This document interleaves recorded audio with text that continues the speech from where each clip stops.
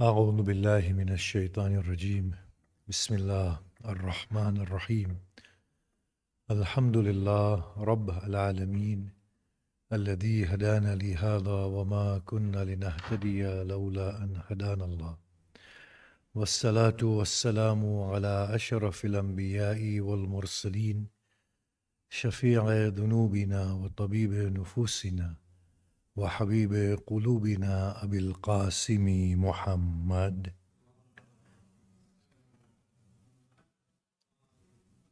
وآله الطيبين الطاهرين المعصومين وأصحابه المنتجبين ومن تبعهم بإحسان إلى قيام يوم الدين. بسم الله الرحمن الرحيم. رب اشرح لي صدري ويسر لي أمري واحلل عقدة من لساني يفقه قولي. أما بعد، السلام عليكم جميعا ورحمة الله وبركاته. Bismillahir Rahmanir Rahim. Indeed, death is difficult for those who remain behind and for the moments in which those going onwards, at the point at which they are going onwards.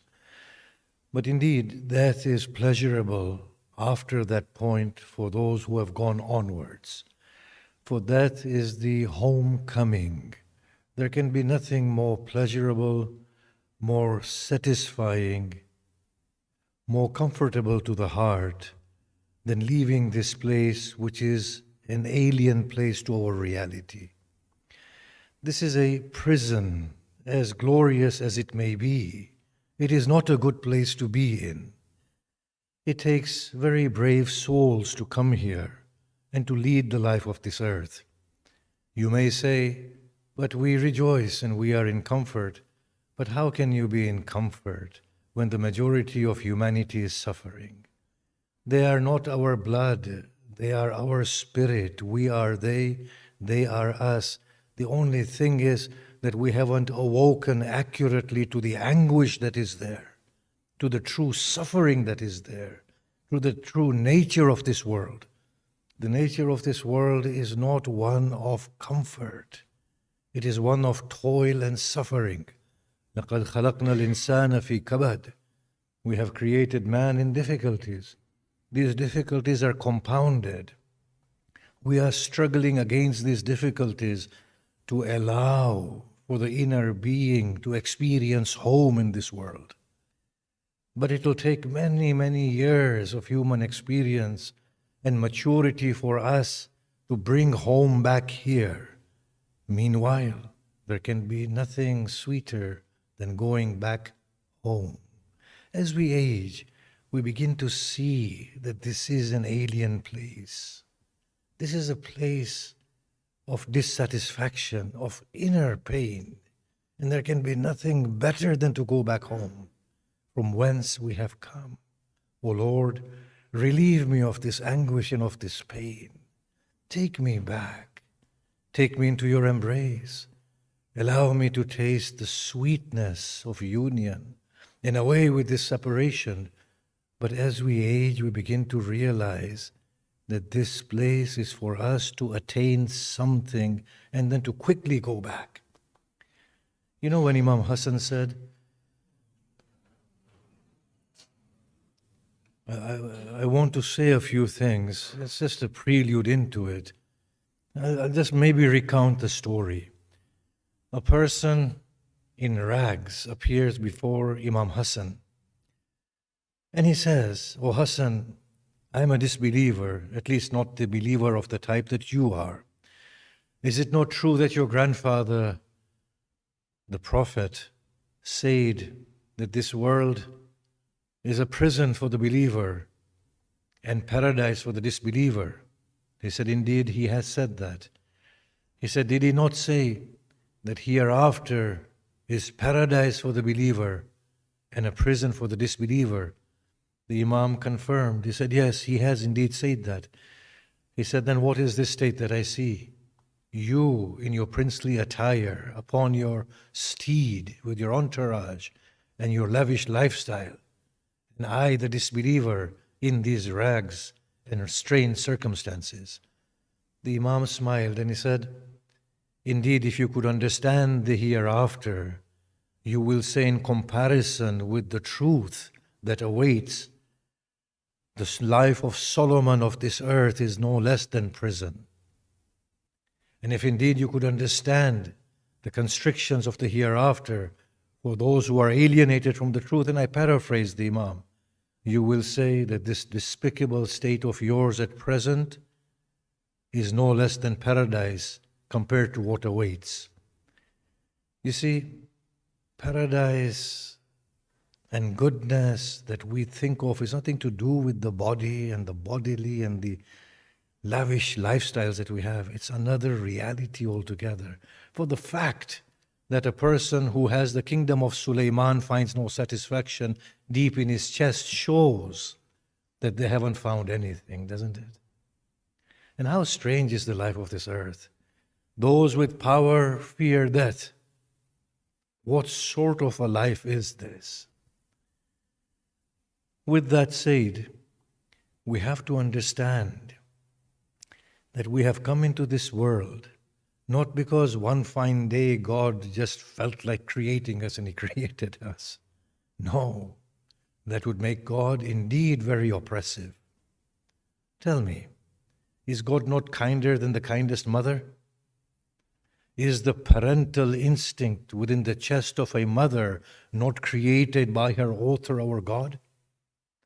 Then surely the parental nature of God must be well beyond the parental love and care that a mother displays for her offsprings, would you not say? Where does the parental love within the chest of the mother come from, if not from her author? And if He has authored a mother, then by priority, His parental state should know no bounds. Can a mother ever give birth to her children to put them in toil and difficulties? Would she ever want that for her children? Would a mother ever bring a child into this world with the prospect of that child being crushed inside the grave? And then to be awoken on the day of Qiyamah, where children turn old people and mothers miscarry their children without even understanding, where a man will say, "O Lord, throw therein my mother and my father and all of humanity and spare me," with such undignified state? Would a mother ever give birth to a child for a child to undergo these trauma and torments and suffering? Well, if a mother cannot do that, then how can the God of a mother do anything of the sort? Our perspective needs to change. God has not created all of us and brought us here. There is something quite profound going on. We need to awaken to this reality. God reminds us of the pledges that we've made to Him in the Quran time and again, does He not? They are scattered within the text of the Quran. We are here under our own will, through our own will, and through pacts that we ourselves have made. We have opted for this. And the thing is that it's not even real in the way that we understand it. It's not even real in the way that we understand it. How beautiful are the sentiments of the creatures of God. Look at Hussain, under the blade, the pleasure that he feels of meeting with his God. Look at Hussain as he tears for his opponents who kill him. There is something else altogether going on here, and we need to awaken to that. Life is but a moment. All of us who are sitting here and here, have we not seen our lives pass by? We've been together for how long? 50 years? How long have these 50 years been? We will only remember major events in the last 50 years, won't we? These 10 years went like this, and these 10 years like that. And before you know it, 50 years in UK have gone. That's how long it was. It was but a fleeting moment. We are supposed to learn things here, not to be so attached with this world that it causes us endless anguish. How have we drifted away from the truth? But what do we take back from this earth of ours? Our families, we've laid them to rest, haven't we? None of them have we kept for ourselves. Look how our bones have lost their agility. Look how our memories are fading away whilst we are still breathing. The grip of death is firm upon our bodies while we still live. How deluded are we? How deluded are we? Death prevails, it spares none, because that is the ultimate reality of this realm of life. There is something to be gained here and something quite profound. The gaining is of ourselves, of that beautiful light of our Lord to emerge through us. So what is it that we take back with us in brief? I mean, what do we take back? Look at our feeble state. Isn't it laughable and lamentable at the same time? I don't know what I've eaten this morning, but I should tone it down a little, right? Or shall I just continue? Look at this state of ours. What do we take back from this world? Think about it. Fear. We are gripped with fear, aren't we? We take back fear. What will happen to me at the point of my death, and what will happen to me in my grave? And once in a while, a Maulana like me comes and gives us a happy pill to feel good about. That's the reality, isn't it? What will happen to me? Pray my qaza namazes and pray my fast. I'm just saying, this other person is praying your qaza namazes. How will it help you? Isn't it just silly? Give khums and give zakat. Listen, God has created trillions of galaxies. Our £1,000,000 of khums do not feed. Forget about the human beings. They do not even feed the microbial creatures. Leave aside the trillions of galaxies up there. Something profound is going on and we are missing it altogether. See, look, it's a worse state to be in, to be afraid of death. No, God, no. On the one hand, we say Allah is our author. We say Allah knows what is better for us than we do. Then when Allah ordains death, we run away from it. What sort of a state is this? Is this a comfortable state to be in? Allah, you are my God, you are my parent. You are the best of planners, yet when you plan sickness for me, I crumble under the influence of that sickness. Instead of saying, thank you, Allah, there is a profound gain for me in this sickness that you know better, and for that reason you've made me sick. Thank you. Now allow me to gain the rewards. What am I supposed to learn from it? As opposed to saying this, what do? We complain and we go to the Kaaba and we cling on to the black cloth and say, oh Allah, for the sake of the Kaaba, free me of my sickness. And God says, for the sake of the Kaaba, I've made you sick. Does that make sense? God, repel death from me. But you belong to me. You worship me. You prostrate to me. You tell me, I want you, O Allah. So I'm taking you back now. And then you're saying, dispel death from me. I mean, can you make sense of your own mind, O human? And then you say that I am the greatest of parents and the greatest of friends. And you wish not to see me. You don't really mean anything, do you? If I am the greatest of parents, then do you think your mother would welcome you with open arms, or do you think she'll stand there to burn you? How little you think of me.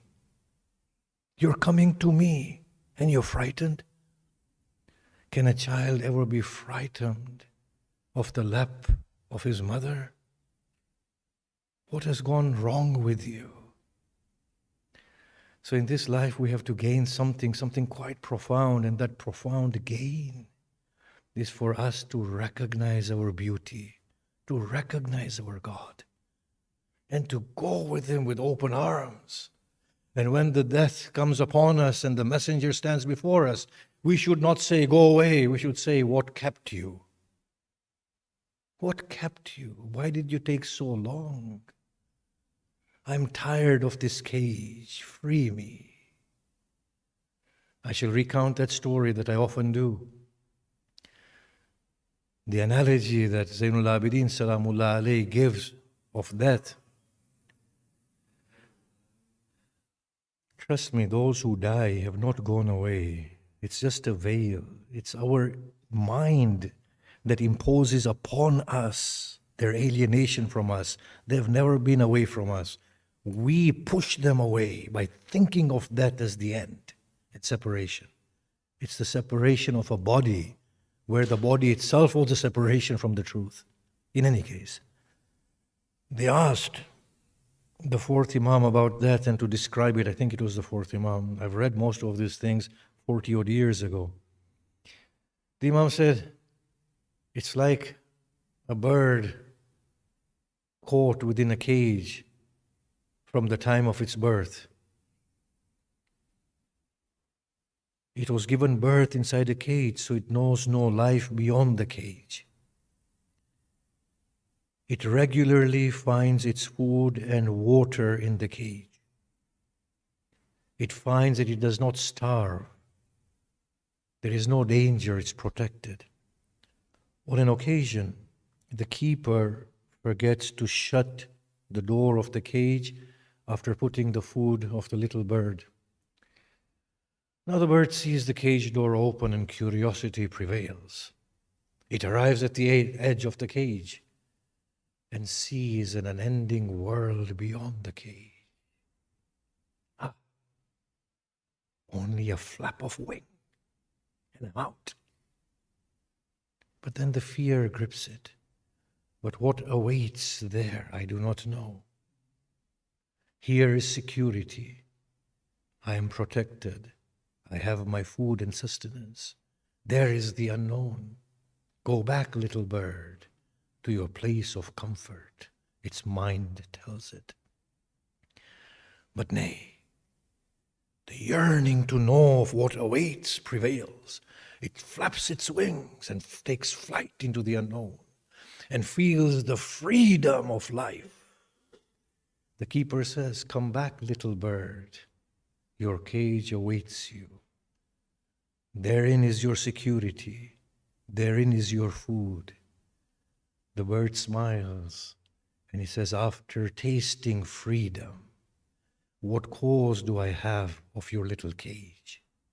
This is my destiny, and this is where I belong. That analogy is of a dying person. When a person is dying, they are gripped with fear initially. But when they taste death, when they are relieved of this body, when they attain their true status, the angel says, look at the way they lament. They fall upon your body. Their grief knows no end. Go back. And the soul says, after tasting the love of my God, what cause do I have with them? I have not gone away from home. They are still to come home and arrive where I am. This is home. You see, we need to understand this place is not a right place for our existence. We are frightened, we are anguished, we are fighting, we are angry. This is the most terrible place to be in. These are the properties of our body: greed, jealousy, talking about each other, aspiring to attain the kingdom of Solomon and beyond Sulaiman. These are alien states. These are not right states. We should say to Allah, thank you for giving me this experience of alienation from you, wherein I've learned to appreciate the beauty that you are. Learn what we are supposed to learn of love, of care, of forgiveness, of controlling our rage, of controlling our anger. It is nothing but the body that impels a religious believer to condemn somebody who is not a believer or not of their persuasion. Trust me, a godly soul sees no distinction between one light of God and another, be a Hindu, Jew, Christian, Buddhist, theist, atheist. Beyond the body, they are untarnished reflections of the same beauty.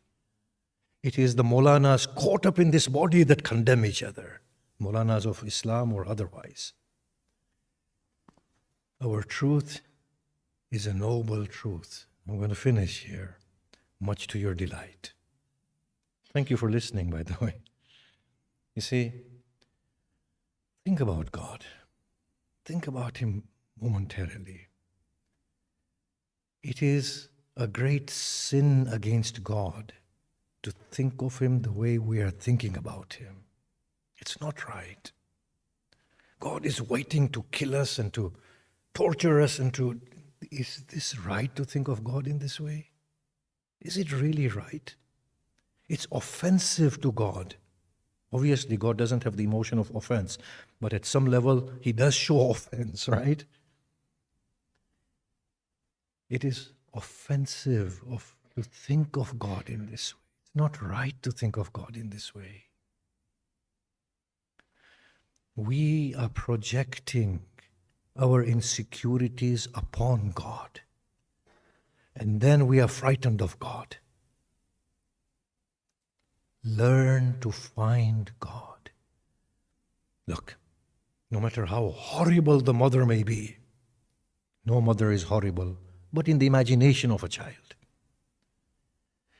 If we show confidence in our mother, we say, "Oh, mother, look, for you to shout at me and slap me is pleasurable for me, because it means you still consider me as a part of you.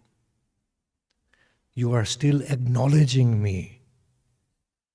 Oh, mother, I have the confidence in you that no matter how evil I may become, your motherly love will prevail. You will helplessly embrace me and forgive me." And if we show that confidence in the love of our mother will never reject us, will she? Imagine if we showed that confidence in God. Do you think God can ever reject us? But the story of God is well beyond a mother. He is a friend. He is a parent. He is a master. He is everything we can think of. As Hussain says, "O Lord," and I paraphrase most of the time, that at this point now I've begun to understand that in every moment and situation of my life, you were bringing yourself closer to me and introducing yourself to me. In other words, I say, in the care of my father was a glimpse of your care. In the blind love of my mother was a ray of your blindness and your love for me. In the support of my brother was your support of me.